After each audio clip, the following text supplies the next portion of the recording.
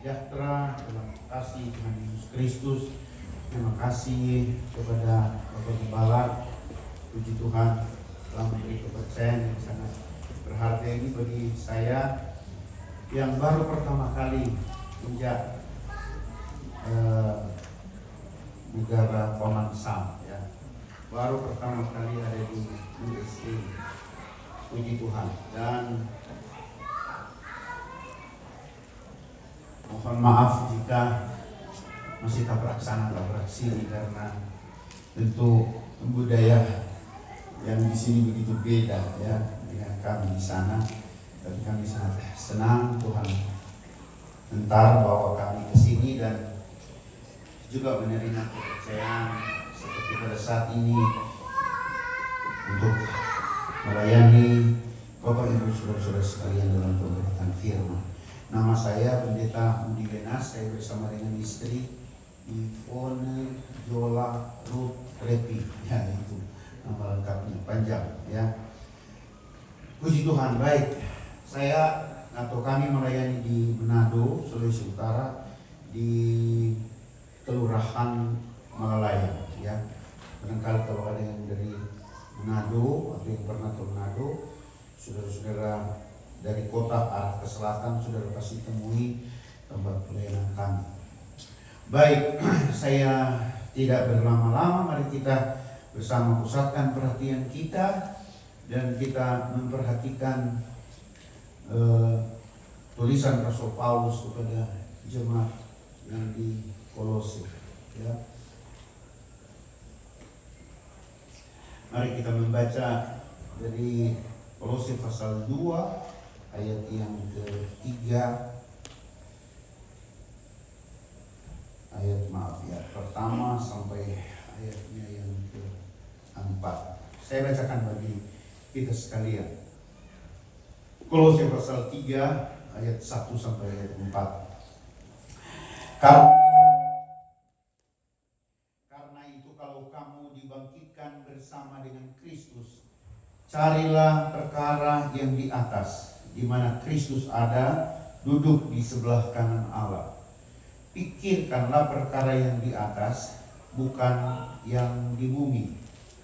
Sebab kamu telah mati dan hidupmu tersembunyi bersama dengan Kristus di dalam Allah. Apabila Kristus yang adalah hidup kita menyatakan diri kelak, kamu pun akan menyatakan diri bersama dengan Dia dalam kemuliaan. Puji Tuhan. Haleluya. Bapak Ibu saudara-saudara yang dikasihi Tuhan, saya kira kita semua sudah tahu bahwa kita sudah menerima anugerah yang begitu besar, ya. Rasul Paulus berkata bahwa tentang kasih karunia, tentang anugerah itu kita tidak dapat menjangkau dengan pikiran. Ya, Paulus berkata dalam kitab Efesus bahwa kasih Allah itu melampaui pengetahuan. Ya, begitu tinggi, begitu dalam, begitu luas. Kalau kita membaca-baca Alkitab, saudara-saudara, kita temukan diri kita di sana. Bahwa kita adalah orang-orang berdosa, bahwa kita adalah orang yang terhilang, bahwa saya dan saudara bahkan sudah terhukum, saudara-saudara. Tinggal eksekusi akhirnya yang belum, bahwa kita akan binasa, ya, di dalam kekekalan. Tapi puji Tuhan, kita yang di dalam naungan maut, terang Tuhan sudah datang atas kita.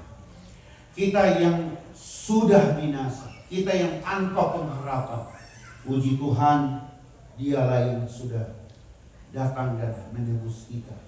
Semua usaha kita manusia, kita tidak mungkin, saudara-saudara, dapat menghampiri Tuhan.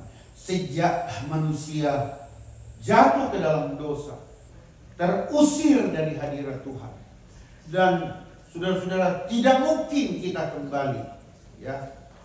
Kita membaca kitab Kejadian bahwa jalan untuk kembali ke taman itu dijaga oleh kerubium, dan di sana ada pedang yang bernyala-nyala.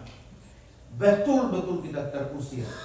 Tuhan sudah bilang pada saat kamu makan buah itu, kamu akan mati. Mati tidak secara jasmani, belum mati dalam pengertian terpisahnya tubuh dari roh, tapi mati secara rohani. Tidak mampuan kita untuk menghampiri Tuhan. Kenapa? Kita berdosa, Dia begitu suci. Oleh sebab itu anugerah itu, saudara-saudara, harus diterangkan bahwa bukan saya yang mencari Tuhan, tetapi Tuhanlah yang mencari saya. Karena saya sudah tidak punya kemampuan untuk menghampiri Tuhan. Anugerah itu, kata Tuhan Yesus, bukan kamu yang telah memilih aku, tapi akulah yang sudah memilih kamu. Akulah yang terlebih dahulu mengasihi kamu. Bukan kamu yang mengasihi aku, tapi akulah yang sudah terlebih dahulu mengasihi kamu.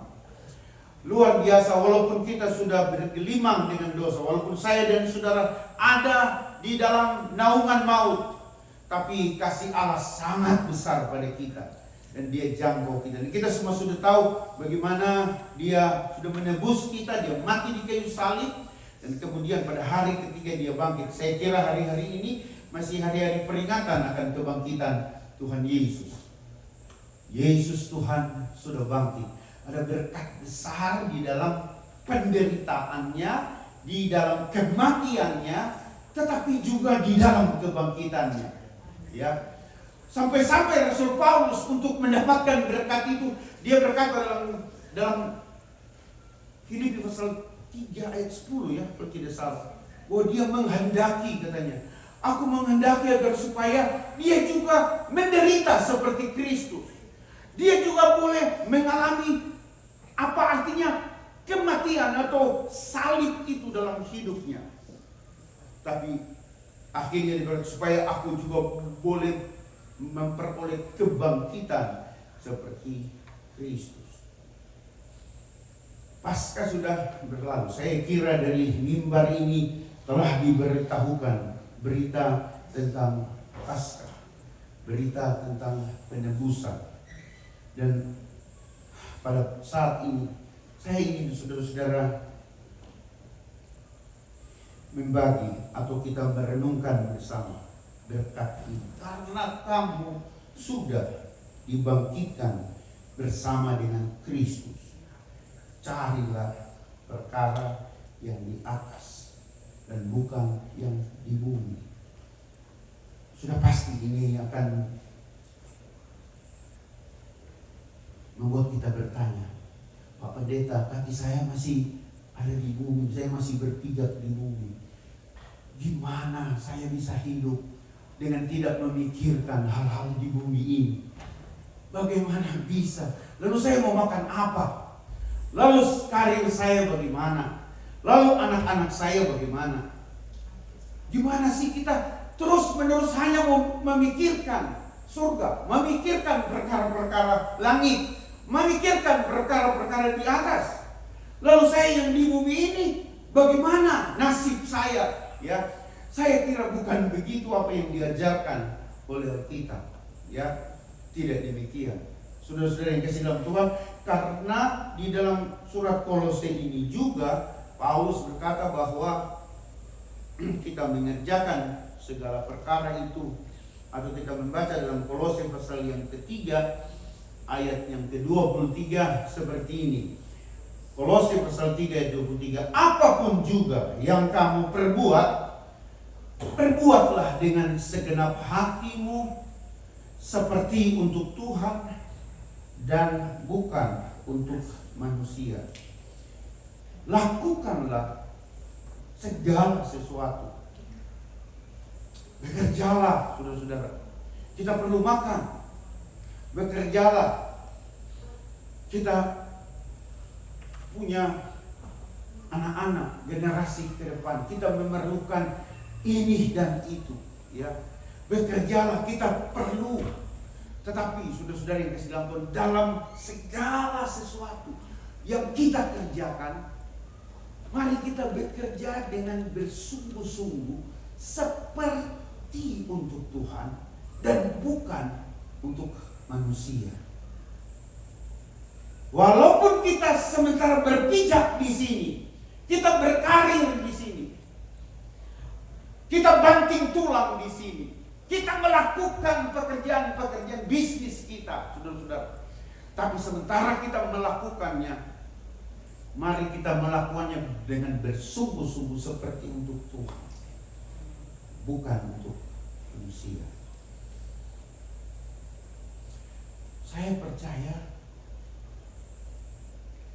ini adalah sesuatu yang sangat besar di dalam kekristenan, saudara-saudara. Kenapa? Kalau kita bekerja dalam bisnis kita, sambil bekerja dan kita sadar kita bekerja untuk Tuhan, maka kita akan bekerja dengan sebaik-baik mungkin. Dalam bekerja ada nilai jasanya, bukan? Ada nilai pelayanannya. Karena memang kita juga bekerja bukan hanya untuk diri kita sendiri. Kita bekerja juga untuk hasilnya untuk keluarga, untuk orang lain. Hasilnya kita boleh bagi kepada yang membutuhkan. Hasilnya kita boleh beri kepada gereja. Hasilnya ini dan itu. Tidak semua untuk kita. Dan pelayanan kepada diri sendiri dan kepada orang lain itu adalah pelayanan yang di dalam dunia sekuler, yang kita sebut sekuler itu, kita bekerja seperti untuk Tuhan. Jadi di dunia sekuler kita dapat mengubah ladangku menjadi ladangku, menjadi ladangnya Tuhan. Bukan sekedar pekerjaan kita. Segala sesuatu yang kita kerjakan, marilah kita kerjakan dengan bersungguh-sungguh seperti untuk Tuhan.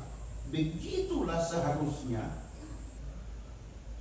kita memperoleh atau memberdayakan kehidupan yang sudah dibangkitkan dalam Kristus.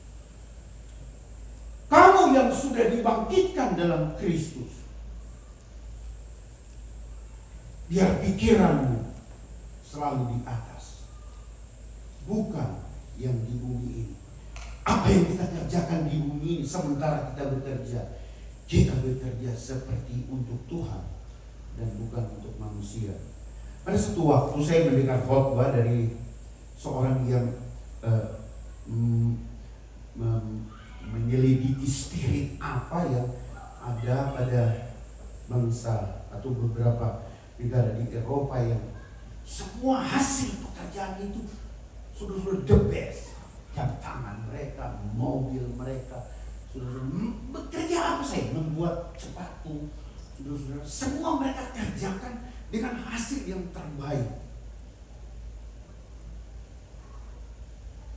Apa yang menjadi spirit di balik daripada mereka mengerjakan segala sesuatu dengan hasil yang sangat baik?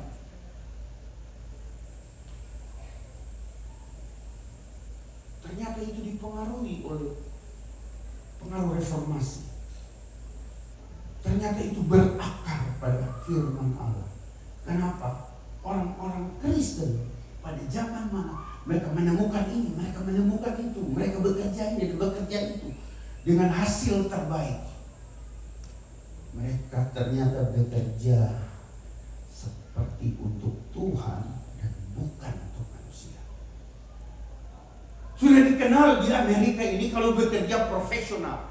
Sudah kita dengar dari ujung dunia sana, saudara, orang-orang di sini bekerja dan mau menghasilkan yang terbaik. Spirit apa di balik itu? Kita sebagai orang Kristen, kita tidak boleh kehilangan harta ini. Saudara-saudara, bekerjalah dengan baik. Kalau kita bekerja dengan baik seperti untuk Tuhan, maka saya percaya saudara-saudara, semakin hari, semakin bertambah waktu, saudara, Tuhan akan semakin memberkati engkau. Tuhan semakin akan menolong engkau. Tuhan semakin menjamin masa depan. Coba kita bayangkan kalau kita bekerja asal-asalan. Saudara-saudara, ya ini kan bukan untuk siapa-siapa. Ya ini kan hanya untuk si dia, ini hanya untuk si itu. Tapi kalau kita bekerja di tempat kerja kita dan kita melakukannya sebagai sebuah bentuk pelayanan kepada Tuhan, dampaknya begitu hebat. Orang di dekat kita, wah ini orang ini hebat bekerja. Pimpinan kita bisa lihat, waduh Saudara-saudara, kalau saya tidak salah, Martin Luther yang pernah bilang bahwa bekerja sampai malaikat pun cemburu padamu, meskipun engkau hanya seorang cleaning service. Sampai malaikat bilang, wow, dia lebih bersih dari saya. Wow, ini orang hebat bekerja. Dia buat aku cemburu, saudara-saudara. Mari kita bekerja dalam semua lini, ya. Mari kita bekerja dengan baik. Orang Indonesia bilang asal yang halal, bukan yang haram, ya. Saudara-saudara, yang haram apa itu, Pak Pendeta? Ada teman saya sudah bekerja di kompleks lokalisasi WTS, apa sih di sini kalau mau bilang prostitusi, ya. Jemaatnya bekerja di situ, saudara. Jadi dia prostitusi. Lalu dia bawa persepuluhan juga. Kami suka ganggu dia. Kamu terima perpuluhannya? Dan dia bekerja begitu. Saudara, dia cuma bilang, kekayaan orang kafir akan dilimpahkan kepada orang benar. Tapi dia bilang, ya, uangnya saya terima, tapi saya selalu mendidik, saya selalu membawa mereka. Dan ya puji Tuhan, banyak sekali anggota-anggota jemaatnya yang dari dunia itu, puji Tuhan, dilepaskan dari dunia itu, dan mereka datang kepada Tuhan, melepaskan diri dari kegelapan itu. Luar biasa. Saudaraku yang kasih dalam Tuhan, coba kita perhatikan apa yang dikatakan Rasul Paulus kepada jemaat yang ada di Korintus. Ini begitu menarik, ya. Mungkin ada 3 bagian tentang kebangkitan yang saya ingin share pada kesempatan ini. Dalam 2 Korintus pasal 4 ayatnya yang ke-18 atau mungkin lebih baik, iya, ayat 18 saja. Saya bacakan bagi kita sekalian. Keluar di LCD, ya. Tapi kayaknya bahasa Inggris. Wah, minta maaf. Kita kalau menggunakan bahasa Inggris, orang Manado bilang masih kagulung tapi lidah, ya. 2 Korintus 4 ayat 18. Sebab kami tidak memperhatikan yang kelihatan, melainkan yang tak kelihatan. Karena yang kelihatan adalah sementara, sedangkan yang tak kelihatan adalah kekal. Kami lebih berorientasi kepada hal-hal yang tak kelihatan. Ini bersifat metafisika. Ini bersifat supranatural. Kenapa? Hal-hal yang bersifat metafisika itu lebih kekal. Atau maaf, itu kekal. Sementara hal-hal yang kelihatan itu hanya sementara. Apa yang saudara bisa lihat, apa yang saya bisa lihat hari ini, Alkitab berkata satu waktu akan berlalu. Lalu bagaimana kita di dalam kekekalan? Jadi kalau kita di hari ini, kehidupan kita lebih cenderung, lebih berorientasi kepada hal-hal yang kelihatan. Kita orang percaya, orang Kristen yang sudah dibangkitkan di dalam Kristus, biarlah kita mencari perkara-perkara yang kekal. Biarlah kita mencari hal-hal yang ada di balik hal-hal yang kelihatan ini. Saya tidak lagi berbicara tentang hantu ini, saudara-saudara. Ya, saya tidak lagi berbicara tentang sesuatu yang mistik-mistik, bukan, saudara-saudara. Kalau pemimpin pujian tadi sambil pimpin pujian pakai gitar, gitarnya kita bisa lihat. Saudara memperhatikan senar atau tali gitarnya tadi. Tapi saudara-saudara yang kasih dalam Tuhan, apa yang dibalik yang dapat dilihat ini? Ada sesuatu yang tidak saudara bisa lihat, ya. Nada-nadanya saudara tidak bisa lihat. Orang yang menciptakan lagu, saudara bisa melihat notnya, saudara bisa melihat kata-katanya. Tapi di balik not, di balik kata-katanya, di balik saudara-saudara semua yang kelihatan, ada yang tak kelihatan. Siapa yang menciptakan lagu itu? Itu tercipta dari ide, dari pikiran. Bagaimana saudara bisa lihat ide? Itu sebabnya dia lebih mahal jauh daripada harga kita. Sesuatu yang tak kelihatan itu kekal sifatnya. Sesuatu yang ada di dalam motivasi saya dalam pelayanan kami. Saya sangat senang sekali dengan Pak Gebal di mobil tadi berbicara mengenai bagaimana kami hamba-hamba Tuhan melayani dan selalu dituntut dengan suatu kemurnian, saudara-saudara, dari dalam hati kami. Rasul Paulus di dalam pasal ini dia berkata bahwa apakah kami memerlukan surat pujian dari kamu? Tidak. Apakah kami perlu membawa surat pujian dalam pelayanan kami? Saudara-saudara, dia bilang tidak, karena kamulah, dia bilang, kamulah surat pujian kami. Kamulah surat Kristus yang terbuka dan dapat dibaca oleh orang lain. Rasul Paulus berkata kepada jemaat Korintus satu waktu, dia bilang begini, aku sudah memutuskan, aku datang kepadamu dengan tidak mau mencari tahu apa-apa tentang kamu.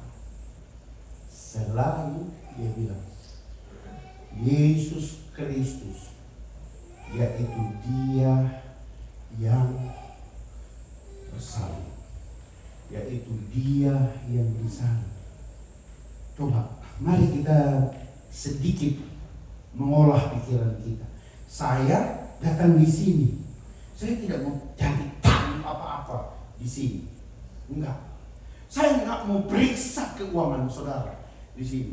Saya bukan datang untuk melihat banyak tidaknya jemaat di sini, tidak. Tapi saya sudah putuskan, saya datang di sini, saya ingin melihat Kristus yang tersalib.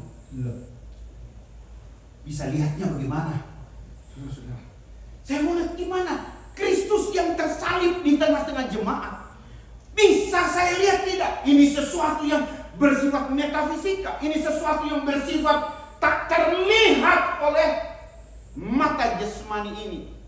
Nanti saya bergaul dengan saudara, baru saya tahu, wow, Kristus yang tersalib ada di sini. Kenapa?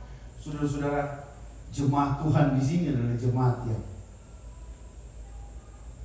taat kepada kehendak Bapa sehabis-habisnya.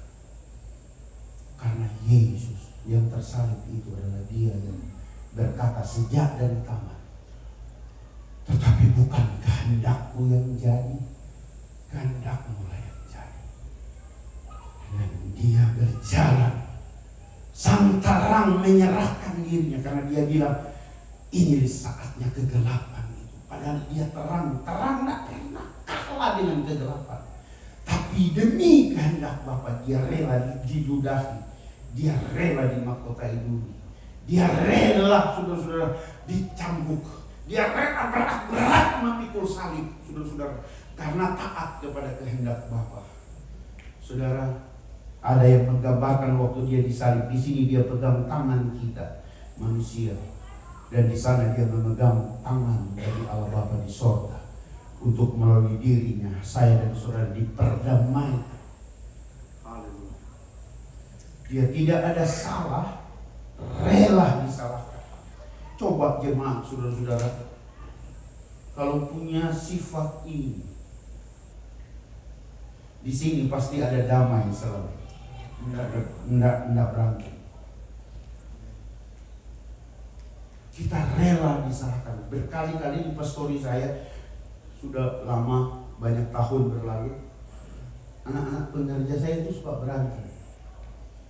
Enggak mau saling ngomong, tapi kalau sudah ngomong, waduh saling serang. Ya, mulut kayak silet tajam ya.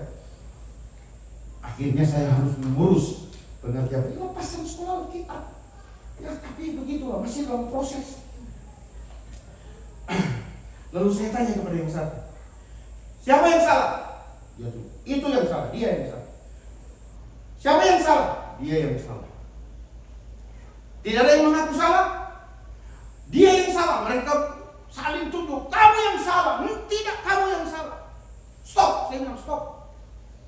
Lalu saya tanya, Yesus ada salah tidak? Kok tanya Yesus? Ya Yesus tidak ada salah Om. Yesus rela dipersalahkan tidak? Rela Om. Yesus tidak ada salah rela disalahkan. Saya tanya kepada kamu sekali lagi, kamu salah atau tidak? Dia sudah tidak lagi menunjuk temannya. Dia sudah takut menunjuk temannya. Ya, saya tanya sekali lagi sama kamu, kamu ada salah atau tidak?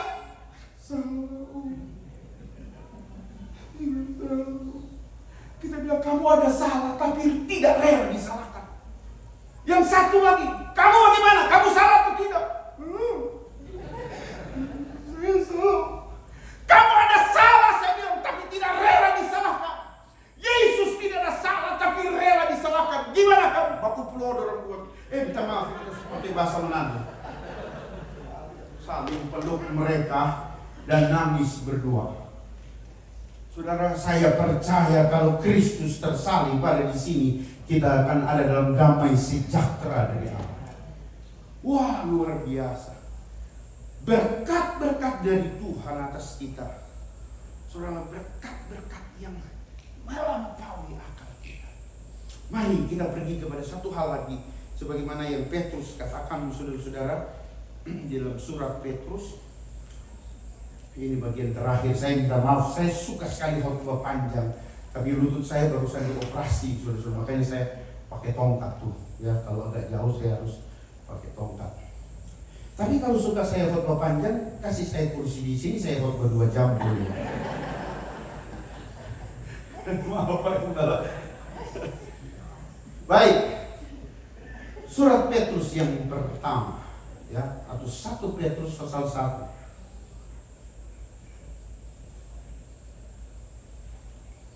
Mulai ayat 3. Terpujilah Allah dan Bapa Tuhan kita Yesus Kristus, yang karena rahmat-Nya yang besar telah melahirkan kita kembali oleh kebangkitan Yesus Kristus dari antara orang mati kepada suatu hidup yang penuh pengharapan, untuk menerima suatu bagian yang tidak dapat binasa, yang tidak dapat cemar, dan yang tidak dapat layu, yang tersimpan di sorga bagi kamu. Wah, ini berkat dari sisi lain. Petrus melihat, tentu dalam ilhaman Roh Kudus dia menulis ini. Bagaimana berkat dari kebangkitan itu? Kebangkitan Yesus itu melahirkan kita kembali jadi manusia baru. Saudara-saudara, di dalam Yohanes, dalam kitab Injil, kita mendengar tentang kelahiran baru dari air dan roh, ya. Saudara-saudara, dilahirkan kembali, born again. Nah, itu tulidah talipa, saudara-saudara, ya. Kita dilahirkan kembali. Tapi Petrus menulis kelahiran kembali dari kebangkitan Kristus. Oleh kebangkitan Kristus kita dilahirkan kembali. Manusia seperti apa ini yang dilahirkan kembali oleh kebangkitan Kristus? Jelas dikatakan manusia yang penuh pengharapan. Penuh pengharapan terhadap apa? Di sini disebutkan terhadap hal-hal yang tidak binasa, yang tidak cemar, dan yang tidak layu, yang tersimpan di sorga bagi kamu. Luar biasa. Kembali lagi seperti tadi, ternyata kebangkitan Kristus itu membawa orientasi hidup kita kepada kekekalan, kepada hal yang tidak binasa, terhadap hal yang tidak layu, terhadap hal-hal yang tidak cemar, haleluya, yang tersimpan di sorga bagi kamu. Saudara-saudara yang kasih dalam Tuhan baik ini, mari kita setia pada Tuhan, berakar di dalam Dia, bertumbuh sampai kemudian berbuah-buah, dan Bapa dipermuliakan melalui buah-buah kita. Saudara, bahagialah mereka yang mengandalkan Tuhan, percaya kepada Tuhan. Dia seperti yang berbahagia mereka yang mencintai Taurat, yang merenungkan siang dan malam, yang merambatkan akarnya seperti pohon ke batang air. Musim akan datang, musim panas terik boleh datang, tapi pohon ini akan tetap subur dan berbuah. Kenapa? Akarnya merambat ke batang air. Dan itu siapa? Itu perumpamaan tentang apa? Itu perumpamaan tentang saya dan saudara. Haleluya. Mari hari-hari ini kita semakin dalam dan menemukan, saudara-saudara, kemurnian ajaran dari firman. Haleluya. Tuhan memberkati kita sekalian. Amin. Haleluya. Puji Tuhan.